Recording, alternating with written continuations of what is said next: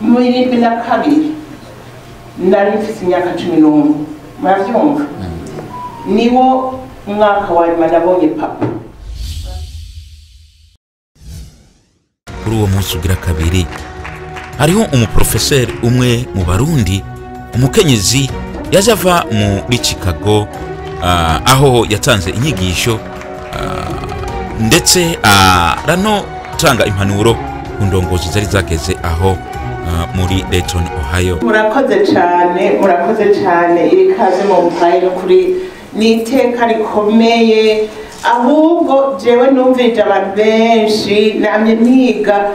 twese ngaha turafise ico twoganira ico twosangira si jewe nkwiye kuba ari ngaha umwe muri mwebwe akwiye kuba ari ngaha akatubarira ivyo ubuzima bwiwe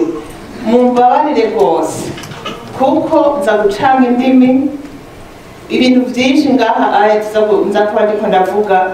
ndavyigisha mu Congereza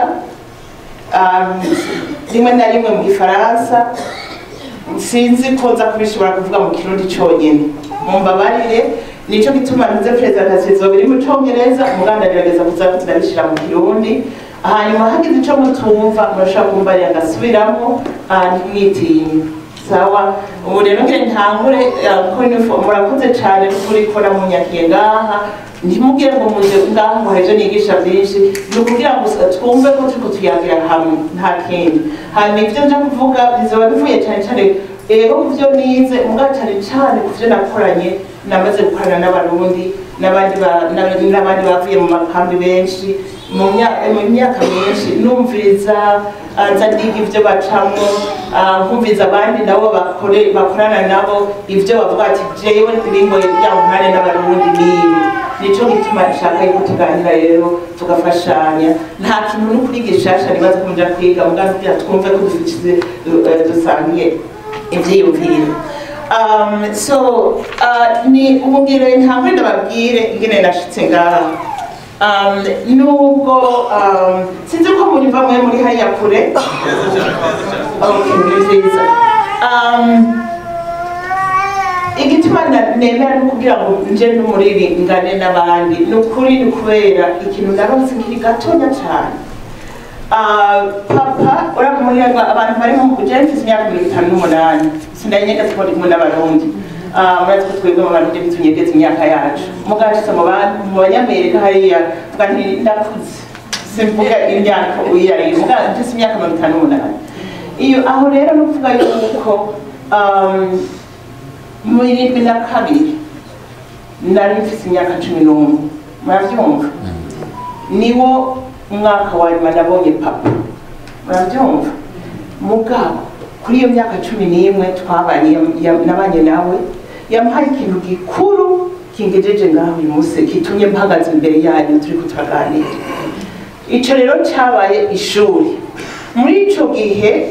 muri iyo myaka muri 1960 nta abakobwa benshi ntibari mu ishuri ntibari benshi abahungu nibo bari mu ishuri cyane cyane mugabo papa yarabonye yuko nari nkiri kuba ndi mu ishuri aranshira mu ishuri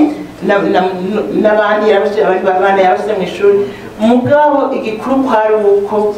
atumviriza abandi bari impande yiwe yiraba wenyene akaraba ibikeneye abana biwe ivyo bakeneye ntiyaravye ati ko abandi bakobwa batari baja mu ishuri hariya aho twava jeva mu Rumeza yari yaranjanye mu ishuri muravyumva rero ikintu gikuru ngaho gituma ndabivuga ibi ni uko turi ngaha bashinga ntahe mwebwe ikibazo cyanyu mu bana banyu kugira ngo mwabahaye amahera ngo bagende bagure ibi bagire gute ya iPhone ntacivuze ujya mwanya mugumana n'umwana abana banyu niyo investissement sibeno ni nuza murampita mu kirundi niwo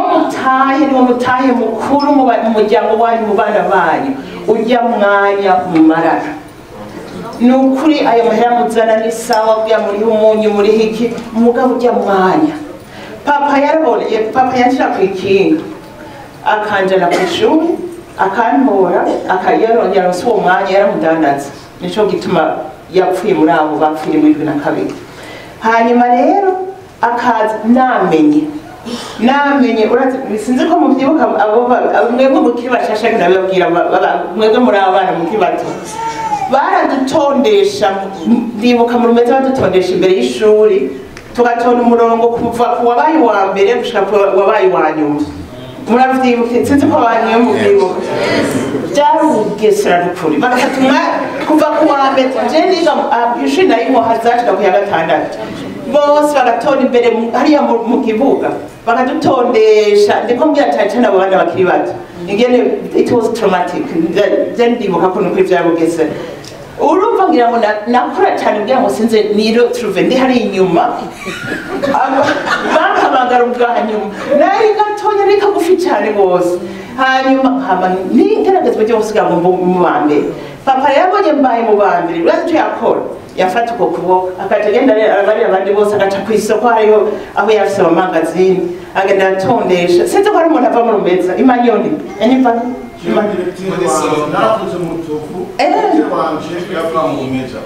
okay rero imanyoni hari amagazini agaca afata akaboko agenda ngo umukobwa wanje yabaye uwa mbere umukobwa wanje yabaye uwa mbere camwibaza what that did in my heart umutahe waragiyemo niwo mutahe washikanye ngaha muravyumva ivyo rero nukuri nico gituma ndababwiye ingene nashitse ngaha onje nabandanya rero ndakunda amashuri namakunda amashuri gose nshitse rero muntu nze muri university ibintu nakunda icongereza gose cyane icongereza mu nyuma ico congereza gicanzanye ngaha muganda bandanye ngira linguistique nakunda ibintu by'ibiharuro linguistique ijanye n'ibiharuro muri hari igice ca linguistique ijanye n'ibiharuro nico rero nabandanije bo mugabo mpejeje ndibuka ndi muntu nze ndazi yuko tutabwiye gucanga vya leta n'ivy'Imana mugabo je ndibuka yuko nshitse mpejeje maîtrise masters narasenze Imana jewe wampaye vyinshi cyane ivyo mfise ubirankwiye n'umuryango wanje twari Bujumbura n'umugabo wanje ndavuga nti umpe inyine mbo kubandanya doctor ubu abari mashuri maremare untabara umpe ibi vyo kugufasha jewe ukorere Imana niyo PhD yaje muravyumva hanyuma maze rero ndarondera mbandanya ndagira Imana University of Chicago iranyakira ndiga amashuri ya muravyumva linguistique mugambije ndavuga none ngaha iyi PhD linguistique izofashika abantu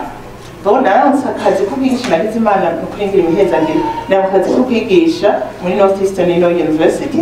mugabo ndavuga nti iyo kwigisha none birakwiye Mana icyo ushaka ko ngufasha n'iki niho nagenda rero mu 2001 niho nashobora gutangura gukorana n'abantu bari bavuye mu ikambi natanguranye mu ntango natanguranye n'abantu bavuye muri Sudan bo abo rero ndabona ingorane bari bafise kwandika no gusoma ibaze gutangura kwiga icongereza utazi no kwandika no gusoma so kugira ngo rero niho rero natangura ibya human rights genocide and human rights studies refugee studies niho natanguriye linguistique ndayibandanya ndayigisha mugabo mu bintu nkora mu bintu ngerageza gukora mbona ko byofasha ubuzima bw'umuntu umwe kandi abavuga one by one nturinda guhindura isi yose mu gihe kimwe ni relationship one by one aha muri ngaha muri ko muwaje guhurira hamwe ya murongo mwiyungura ubwenge mu gukomunika mwebwe hamwe muri cyo mubitwara ivyo tuganira no munsi n'ivyo mutwara ndetse mwe musanzwe mubifise no kuri ivyo tuganira no munsi mugani how do you do it in the community where you live so relationship one by one so jewe ntanguye gukorana n'abana nagize nkekafasha abana b'abarundi ko jewe Imana yampemeza agenda kana gatonya nkabandanya ishuri aho yashikanya hondi reka rero ndabe abana b'abakobwa biwacu bashinga nawe bapfasoni naragerageje kugira ngo abarundi n'abarundikazi baze hamwe tugira ngo turere abo bana nashaka kubaja muri university nico jana ishingiye kubona ko bakira gatonya singira ibintu byinshi ko ntabishoboye ubushatse kugira byinshi cyane ntakore n'abakobwa batoya abakobwa ndabagiye kuno munsi ko nabo tugira Great Lakes Africa so abo muri Congo Rwanda bagiye baracane cyane mu Barundikazi nibo nashaka uno munsi ufise gusa abavuye mu Rwanda n'abavuye muri Congo baragenda uye uwa mbere twatangiye gukorana aheza imyaka 2 yashitse muri universite yiga ku buntu nta mahera atanga namba kuko ndamushe gushika muri Kenya. Mugabo abarundi n'abarundikazi Illinois naragerageje nta kuntu bagomba ngo ntibarongo nta mahera arimo nta mahera ngo baraduha amahera murazi kandi batunzi no kandi kandi ko ntagabura ndaza kunyarutsa mu maslides afise hari ibintu byinshi biri mu maslides muganje n'ibindi ko turaganira nibuke yuko abatunze benshi kandi mwebwe navyumvise mu bantu muri ngaha ko abana bandi ababishoboye bajana muri library sivyo murabajana muri after school programs murabigisha kwa gatandatu kwa Mungu bakaja mu programs muri sanga mwaba mwiyandikije mu kwa kabiri mutararonka programu ya sanga mu amakerewe kuko mutabironse ivyo abantu bagusama nabifise ivyo bagira haba muri Amerika haba mu Burundi haba hehe batsura ivyigwa birengeye bijya byo mu ishuri kugira ngo baje mu ishuri batahe saa 9 babe bahejeje ntibikwiye haba igihuzo bya mu cyose byo bakeneye kuma biga kwandana ivyo rero byo bahehe ntuze yavuze imigambi afendera yavuze ati mbe imigambi ni gute kandi azi ko umuntu uza kwishikako icambere na mbere kumenya ko abana baguma biga usoma naho ndageje muri iyo yari introduction ndende cyane mugabo abashikanye ngaha n'abavyeyi banje hanyuma umuryango sinobabarira baratondagiye muri intuze muri interna mu gitondo gasanga bicaye mu rugo mukavyuka bicaye mu rugo umwazana kaka sinzi amahera ko yangana agafaranga ngo akamfumbatisha bafasoni bashinga ntahe iki kibiri tuzi kiri muri twebwe bwa buntu muri twebwe tugumye ni ukuri ndashimye cyane ko namwaje ngaha mugahurira hamwe ndabashimiye cyane kuri iki cyumviro cya Busy USA. Okay, reka tara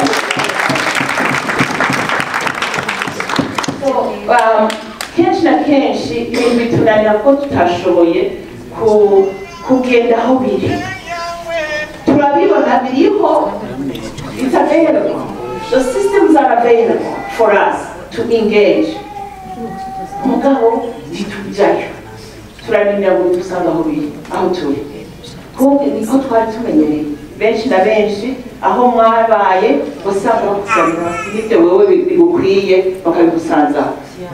mugabo bimwe byo kwiruka ngo gupagasa sinzi ko muzi ijambo gupagasa bamwe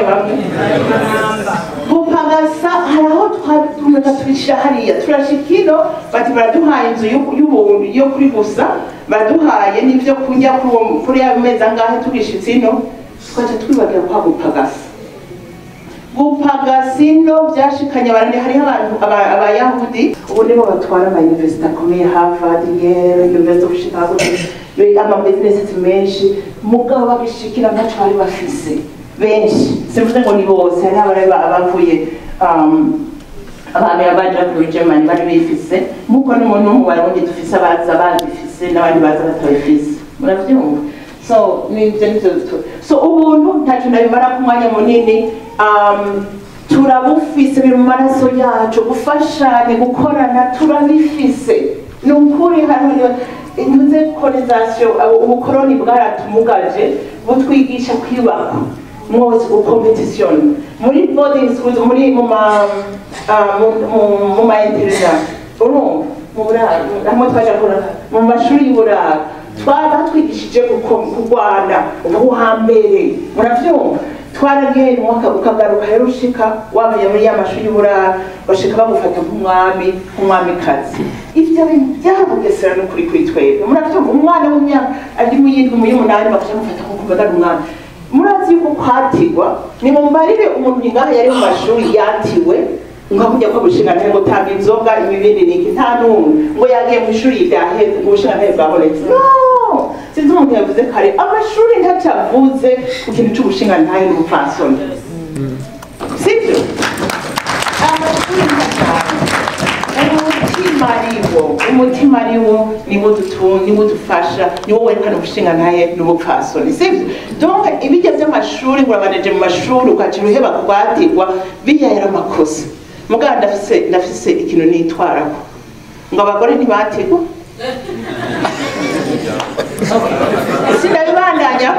nibyo ubundi munsi okay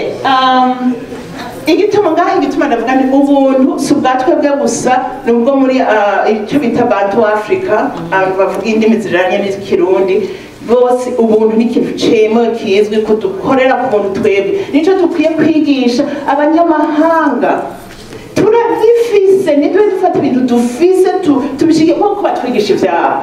nibyo twebwe tubibigisha ubuntu buremewe barabwemera ingene amadefinition menshi cyane ngaye tusagusinda kubasigura ko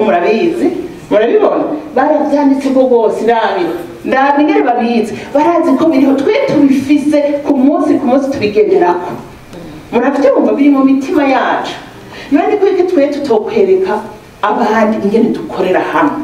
ca kibiri nitugisiga inyuma tucigisha abandi umva kubera ko bo batwigisha ibyaha muravyumva ibi turabizi biri kuri twebwe nico gutuma muri ngaha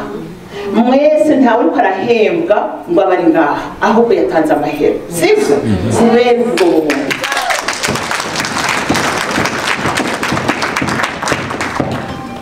okay imigani sinigwanda yica murayizi umuntu n'uwundi umwana sumwe ndazi ko notabavuga ndi umugani nk'umugani ujanye niwe mutworonka imigani mu rumwe mwese ijanye n'ivyo okay so ibi kibiri igituma nashizeho ngaha hariho umuntu igituma ngombaga ni ukwigisha abandi bakona ko natwe dufise ivyiyumviro bikomeye hariho abanyeshuri banditse intuze ku kibiri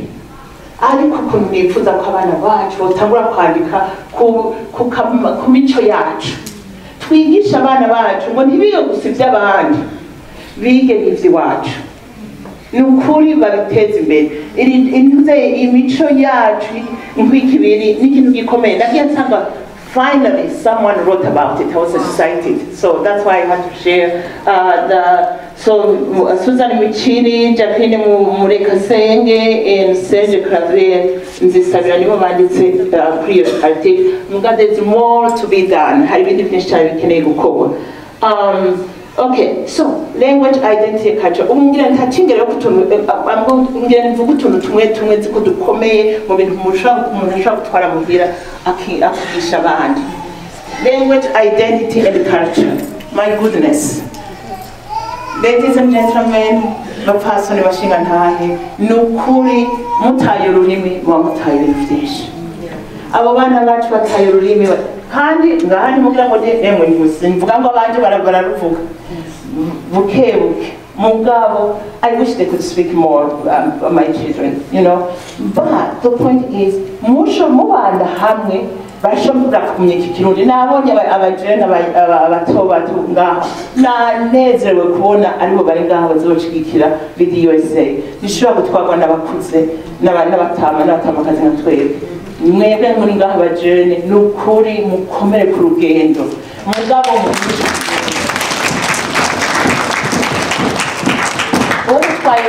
abagutwaye uwuri. The person who takes the language from you takes your heart, your soul. So please, keep your language. And I'll tell you why. Here's one more reason. The more languages you speak, the smarter you are. We just know in science, the New York Times, being bilingual, it turns out, makes you smarter, says a writer from a science magazine. This is science. Muravyumva umunyabwenge iyo uzi indimi nyinshi kandi nasanze mwese Kirundi, Kiswahili, Gifaransa, Icyongereza, my goodness. So encourage your children. Abana bacu biga izo ndimi kuko bacagira ibiharuro neza cyane iyo bazi indimi nyinshi muravyumva science ibintu byose n'ukuri babikora neza cyane iyo iminsi ije ndabivuga kabisa murabibona muravyumva barabize ama series of experiments barabipimye barabivuga si ibintu umuntu apfa kuvuga gusa ukora byinshi cyane iyo uzi ubwenge iyo uzi indimi ukora ibintu byinshi cyane murampagarika iyo umwanya mwabone kurahera okay alright here's ikindi kintu gikomeye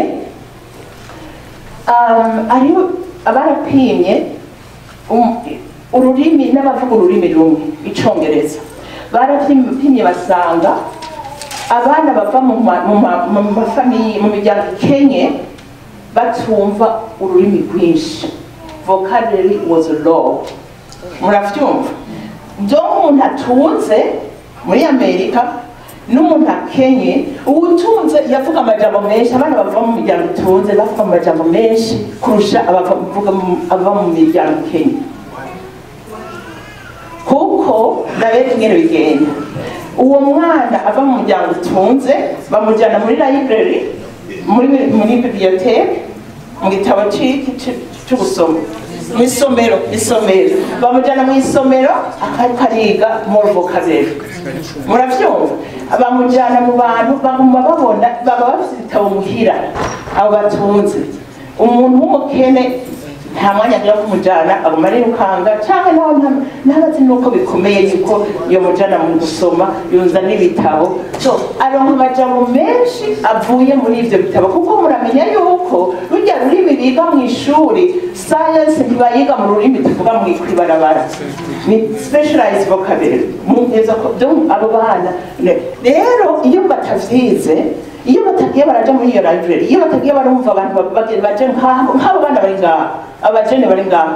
ndababwiye ko ibigize n'abatari ngaho bajye bari hanze batubonye ngaho hari akarusho kanini mwe mwazanye abana banyu kudos shako n'ukuri ni vyiza cyane muravyumva kuko barabona ibikenewe kugira ngo umuntu abe professional kugira ngo umuntu akore yitware neza mu bandi mu kazi no mu bindi vyose okay so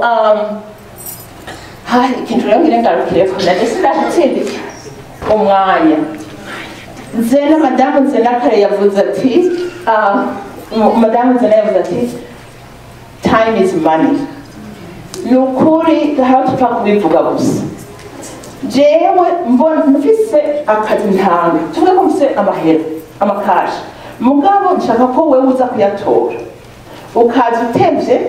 niko kino kwizigira yuko ninamuha amahera ntizoyakoresha neza okay icyo ni cyambere icya kabiri every time I have an opportunity you're out I will consider the one who comes on time first before I count the one who always comes late. I don't trust you because you're not on time. Period.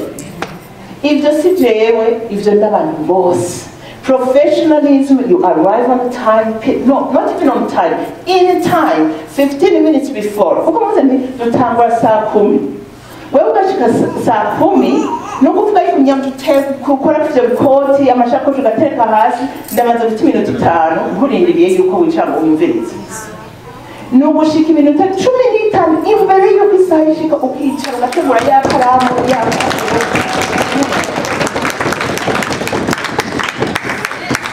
for your own sake arrive in time before the time. They will respect you, they will trust you, and when there are opportunities, they will count on you. They will think about you first. So, you don't time kugira ngo bagume kwibuka. Ubusinye n'ikidodo ushize ku mutwe wabo yabagume kwibuka nibaronka opportunity. Murabyumva? We miss out many times. We are discounted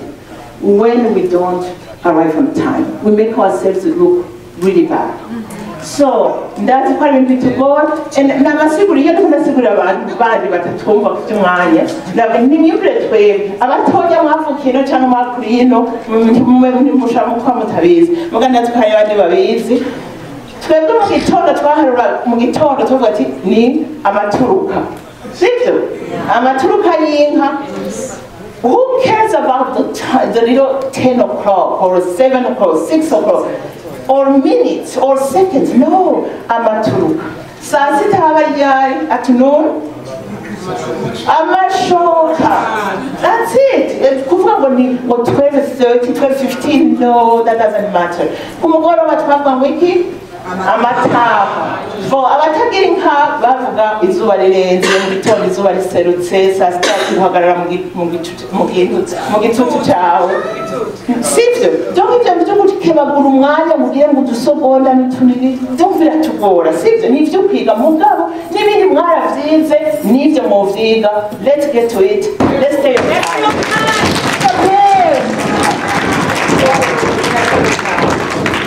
Okay, so reka nababwire nari ndashamo tugane kugira rero jewe nagiye ndavuga nti reka kugira ngo kenshi na kenshi iyo dushitse ino baraguha impuzu baraguha ibintu baguma baguha ndavuga nti hari ikintu bataduha ibitabo n'ibintu vya toilette kugira tumenye shampoo yariyo tumenye deodora yariyo if I wanted to bring that. So nafata ndio nini group nafata kama mzee wewe mtu abaze tubafashe kinoke na watu baba hayi mzee uraduha ibintu by'ibitabo chaque Christmas muduha ibitabo n'ibintu bya hygiene. So we go, we collect and we take it to the tukabitora tukubijana mu miryango. Rero ndabwira mugabo w'icyo basaba nuko nza n'umuryango uba tambira cyangwa babarira umugani gutyo. Sivyo umunsi umwe rero ndagenda ndatuvuga nawe mujyango ndavuga nti mwige rero nzoza ndabatore saa 3 tuce tuba dushiteyo saa 4 tuce twambara dutangure gutamba saa 5 ndangura haheze kwezi akoze ntangura umva haheze natangaheze hasigaye kwezi hasigaye imishatsi ibiri hasigaye umunsi ematego tuba tuhari ndagiye mu muduga ndagenda ndabare n'ubundi aza kumfasha kubatwara turashika kuri na telefone uwasigaye muhira atazambara ngo bangiye muri korali baraza wamujyanga hari abandi bagindiriye bateguye ibintu byose bakorekise ibintu amaboxi byuzuye ibintu muravuga ngo bangiye muri korali kuko mu mutwe we eventually we will be there.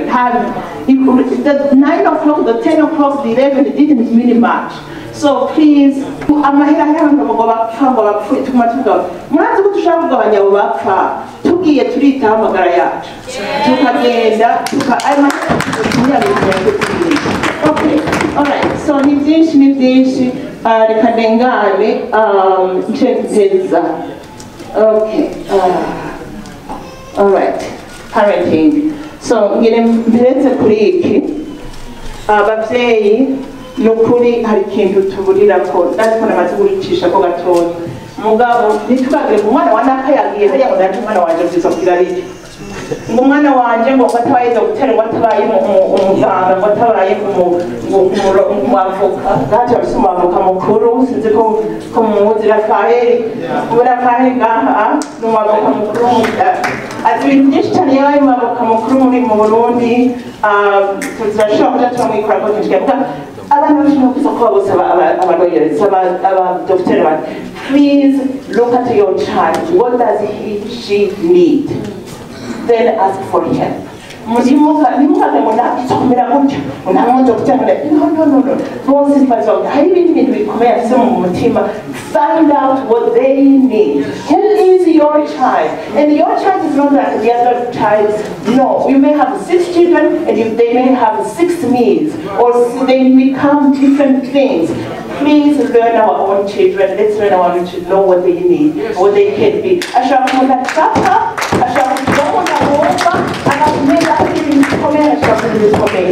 All right, okay. Someone please, are you able to read it? Please, could you read it for me? Please help. The following quote is taken from a suicide note written by a young African teenager who felt rejected by his peers, his teachers, and his family. I am sick and tired of being called names. Can I be myself? I do not know country. I do not know Africa anymore, and I can't talk to black kids. I can't talk to white kids. I can't talk to my teachers. They can't stand me because I have a strong accent and a difficult name. Each time the teacher calls me, my classmates laugh. I am sick and tired. My parents are worse. They do not understand me. I hate the whole thing.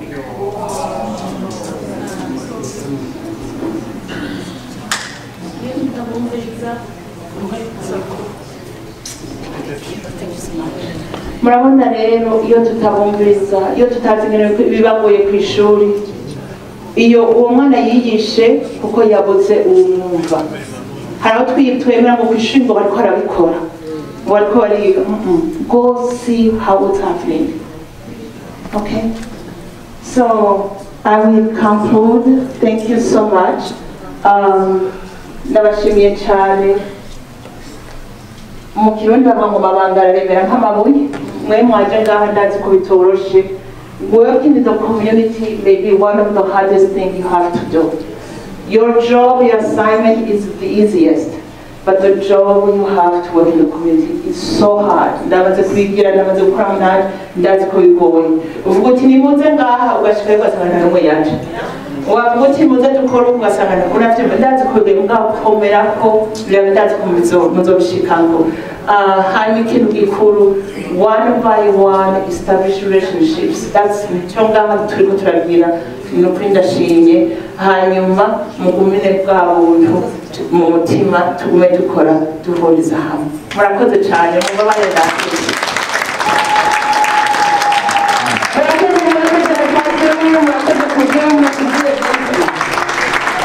Murakoze kwenda kukibuka aho turiho